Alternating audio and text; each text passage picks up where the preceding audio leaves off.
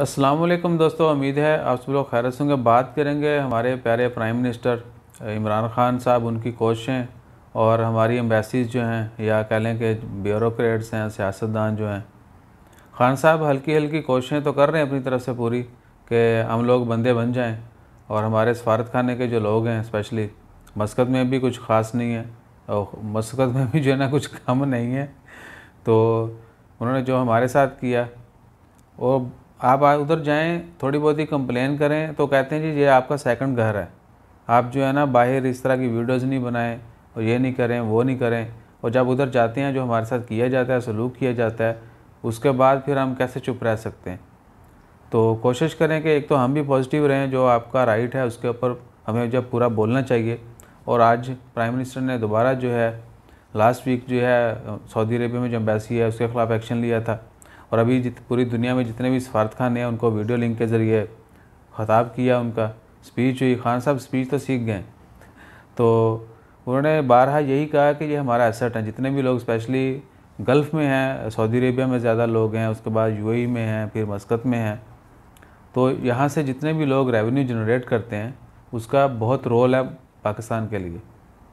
तो उसके बदले में हमें क्या मिलता है? बेशक हम मोबाइल एक फ्री नहीं लेके जा सकते या टैक्स देना पड़ता है। आने वाले वक्त में हमें पता चलेगा कि मोबाइल जो है हम अगर नहीं लेके गए तो पाकिस्तान को इसका कितना फ़ायदा हुआ। लेकिन वक्ती क्या है कि थोड़ा बियर करना पड़ेगा।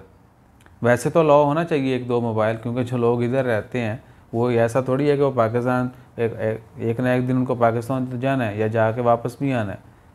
ऐसा नहीं है कि हर बंदा 2 महीने की छुट्टी के लिए जाता है, उससे ज़्यादा भी जाते हैं। तो 2 महीने के बाद मोबाइल बंद होगा तो मोबाइल में क्या टैक्स पे करेगा? तो एक दो मोबाइल तो अलाउ होने चाहिए।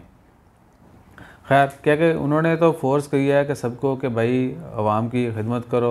जितनी भी लेबर है, जितने बिजनेसमैन हैं जो पाकिस्तान से बाहर हैं, अगर उनको प्रॉपर सर्विसेज नहीं देंगे तो हम तो हर्ट हो ही रहे हैं, लेकिन मुल्क का भी इसमें नुकसान है। एक तो इमेज ख़राब हो रही है, जो आपके सामने है पाकिस्तान एम्बेसी के हालात। मस्कत में भी वो बोलते हैं जी सेकंड घर है, जब सेकंड घर में जाते हैं तो घर वाला उधर वो इज़्ज़त नहीं मिलती सही है। तो इंशाअल्लाह खैर लुबेल बाब ये है गुफ्तगू का कि एक तो हमें पॉजिटिव रहना है। ऐसा नहीं है कि हर चीज़ हम दूसरे के ऊपर ब्लेम करें कि भाई एम्बेसी गलत है, एम्बेसी गलत है। थोड़े बहुत है हमें भी जो है ना लेवल पे आके जो है काम करना होगा। लेकिन जहाँ पर राइट है हमारा, और जो चीज़ जो है जैसे होनी चाहिए अगर उस तरह से नहीं हो रही तो उसको ठीक करने के लिए या बेहतर करने के लिए हमें पॉइंट आउट भी करना है, उसके ऊपर आवाज़ भी उठानी है। तो ये काम भी करना है।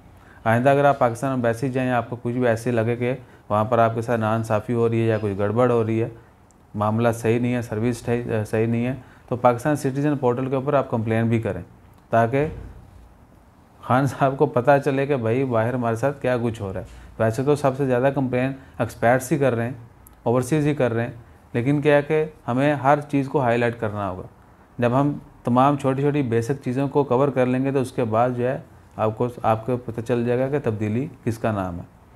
यानी अचानक से अब इमरान खान के प्राइम मिनिस्टर बनने से तब्दीली नहीं आनी, तब्दीली हमारे से स्टार्ट होनी। सो अपना ख्याल रखिएगा। उम्मीद है कि आपको ढकी छुपी बातें समझ आ गई होंगी। अपना ख्याल रखिए, दुआ में याद रखिए, और दुआ कीजिए कि एम्बेसी के साथ जिस दिन हमारा फटा हो तो उसमें हम सुरखरू हों, क्योंकि एम्बेसी वालों ने मेरे साथ तो शायद मुझे लग रहा है कि पहली वीडियो बनाने के ऊपर जो है ना बाद में ऐसा किया गया। सो अपना ख्याल रखें, दुआ में याद रखें। और जिस बंदे को नहीं पता कि क्या हुआ है तो वो था लाइसेंस वेरिफिकेशन पेपर जो है, जिसकी सिरे से किसी किस्म की ज़रूरत ही नहीं थी, जो है ही नहीं कहीं सिस्टम में, कोई तरीकाकार है नहीं वैसा, जो एम्बेसी वालों ने हमें बना के और दे दिया। हमारे 23 रियाल भी गए और वक़्त भी गया। अपना ख्याल रखिएगा, दुआ में याद रखिएगा। जज़ाकल्लाह, अल्लाह हाफ़िज़।